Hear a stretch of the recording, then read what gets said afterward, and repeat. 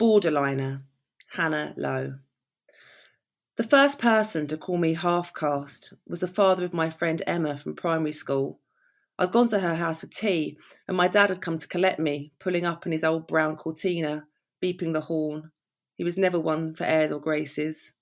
I was putting on my coat, ready to say goodbye, when Emma's father, looking out above my head to the car, said thoughtfully, "I didn't know you were a half-caste." I didn't know I was a half-caste either. At that point in my life, I knew nothing about the language used to describe or denigrate people of mixed heritage, although I did know what racism was. At the multicultural primary school I attended in Ilford, Essex, we were taught about difference and tolerance. This was during the now maligned era of multicultural education, the steel bands, saris, and samosas approach, whereby schools undertook a kind of tokenistic sampling of other cultural traditions. I was too young to understand any of this, but I remember we'd accuse each other of playground racism at any given opportunity, though often our young tongues slipped up on the language. Racist becoming racialist. Miss, so and so's a racialist. Driving home that evening from my friend's house, I didn't ask my father what half-caste meant. I already knew. Emma's father had seen mine in the driver's seat, a light-skinned black man with an unkempt afro. The surprise he expressed was because, to most people, I look white. I pass, as in pass for white. But my lack of racial resemblance to my dad held no meaning for me back then, or now. He was just my dad. I knew scant details about his life. He'd been born in Jamaica to a black mother and a Chinese father. I had no idea how he'd ended up in Ilford, but there he was. I was probably more interested in him teaching me to ride a bike than anything else. Later on, language regimes shifted. I remembered this more consciously because I was older and becoming interested. Half caste was replaced by mixed race, then dual and multi heritage. When I studied in America in the late 1990s, biracial and multiracial were the terms deployed.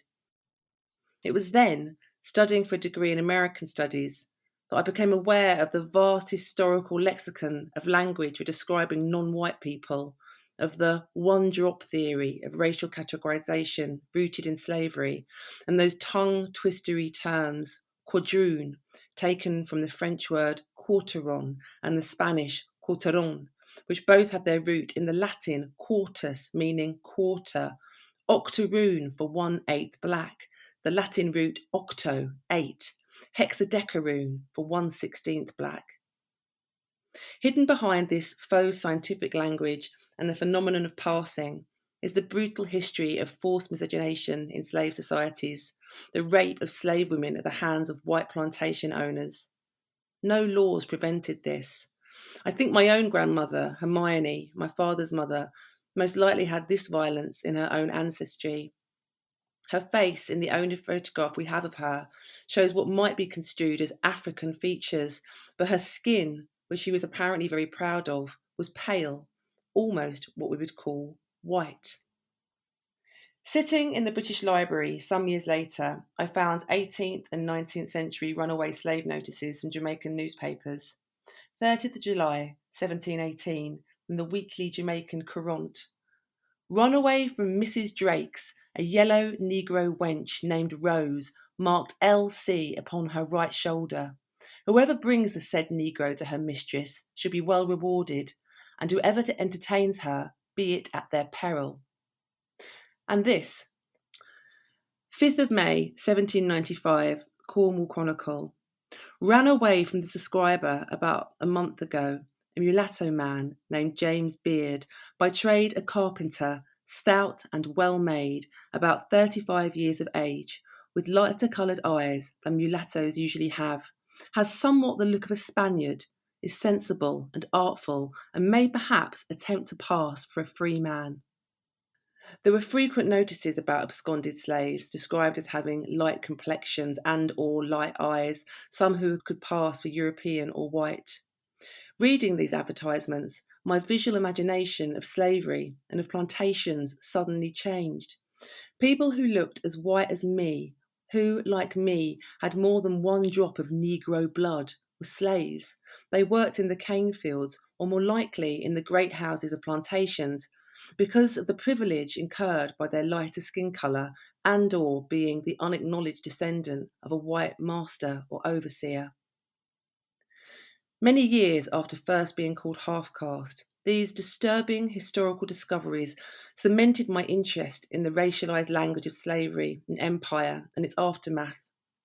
Searching online for terms for people of mixed heritage, I came across the term borderliner between biracial and coconut. The index indicated whether the term was derogatory by placing a D in brackets after it. Borderliner, D. Though I am still to discover its actual etymology, the word caught my attention because it speaks to notions of racial transgression and geographical borders, both of which are heavily policed. It evokes ideas of the nation state, of fortress Europe, and the door half opened, half closed immigration policies of many European countries. Most currently, it makes me think of the still unfolding Windrush scandal, in which British citizens who had hitherto assumed their settlement and British citizenship to be safe were made borderliners, forced back to the border, then over it.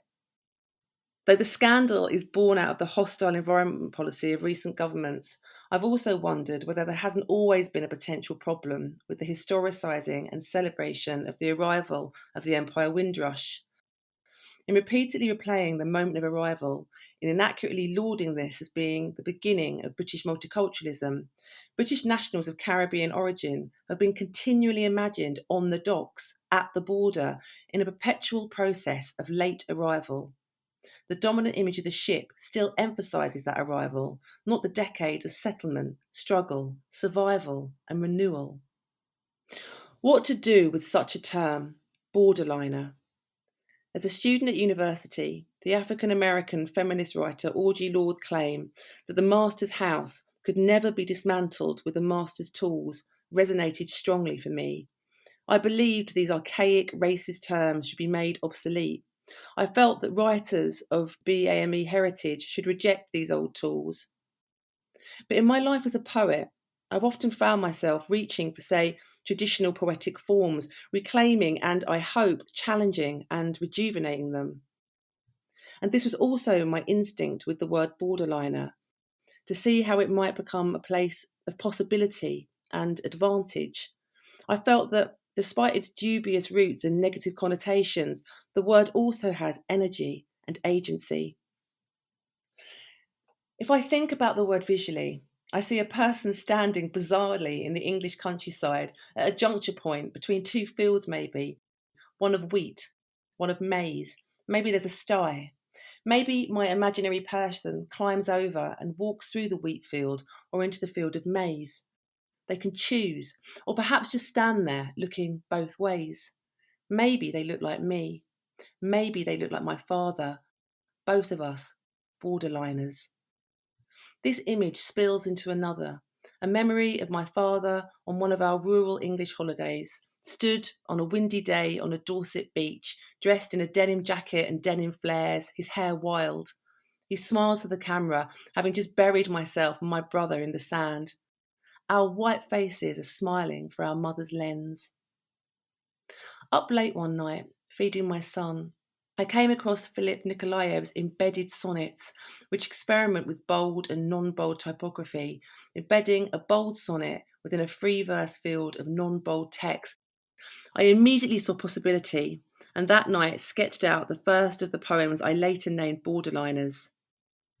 In that first poem, I tried to explore both the ideas of racial and of geographical crossings, experimenting with typography and making a kind of porous border between the two poems, meaning you can read across and find, I hope, a new kind of sense. The reader can be as active with the poem as they wish. Like the person stood between two fields, they have agency. They can cross the border or not. Borderliner. I'm skirting the bold lines of the map.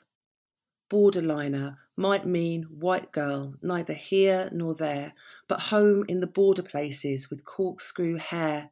Tijuana, where rich American boys slam tequila, or brown girls with flat hair, or controlled drugs, or down the fence, slipping from one side to the other, where a veiled woman clutches her baby, always looking for the right light in the thin shadows, passing, hoping the old world wouldn't catch her up, always waiting to cross a hail do or hey girl in the wrong hotel or store.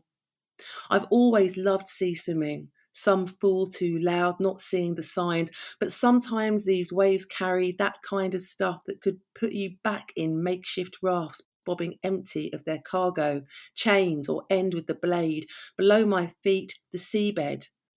But ever notice how green eyes in yellow skin, cross-hatched with bones, look so good, how some faces have no borders? There were times when these borders had no fixed abode. You can draw no barbed wire, and even now, not all borders are a pretty rainbow diagram, so hard. There are places nobody cares to pass or use faux scientific words. Think of that frozen mountain trail where only a tin sign to classify, or slang tells one snowy Nordic edge from another, or miles relating to nation states of rough green marchlands, chocolate bars or animals, mongrel or mule, where I have wandered for days. But I say it's only when you are standing that I'm home on the border doesn't mean on the border that you are free. I don't think about who took the world and carved it up to look both ways.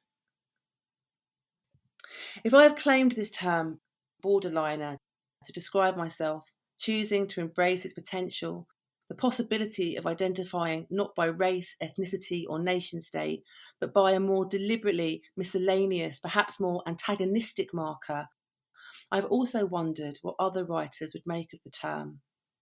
This guest editorial began with me talking to writers about the word borderliner and what it meant to me, then inviting them to respond in any way they chose, to embrace the term, reject it, or ignore it altogether. I consciously asked writers whose heritages are as varied and as complicated as my own, but as an act of resistance to the constant categorisings of race and ethnicity, I won't describe their backgrounds here. All speak for themselves. What you'll find in this edition is a consistent preoccupation with language, from issues of naming in R.G. Manuel Pillai's exploration of his name, to translation as so wonderfully articulated by J.G. Ling. He says translation cannot be a nation state with policeable borders, to Will Harris's preoccupations with the language of the murdered American Korean writer Teresa Hak-Kyung Cha. The personal, intimate writing of Pema Moynihan and Nina Minya Powell's reminds me of how issues of identity are issues of the heart, of coming of age, exclusion, inclusion, objectification, the need for self-expression, the experiences of grief and solace. Anthony Martinez's photographic essay tells a story not of arrival, but of settlement and the transformational power of diasporic culture. Some of the images call to mind Stuart Hall's discussion of earlier photographs of multi-heritage families, images he defiantly read as, quote, the trauma of black and white people together, making love, finding their sexuality with each other, and having children, as the living proof that, against God and nature, it worked. Johnny Pitts' essay is a poignant, politicised testimony to a particular time and place, and further probes the difficulties in trying to foist racial categorisations onto individual people with their own unique experiences and subjectivities. It champions the subterranean, kinetic, and dynamic spaces of mixedness above any attempt of containment by officialdom. I hope Borderliner can open some of this subterranean kinetic energy. It's not a word you can find in a dictionary, but it is a word you can enter, explore, interrogate, and renew.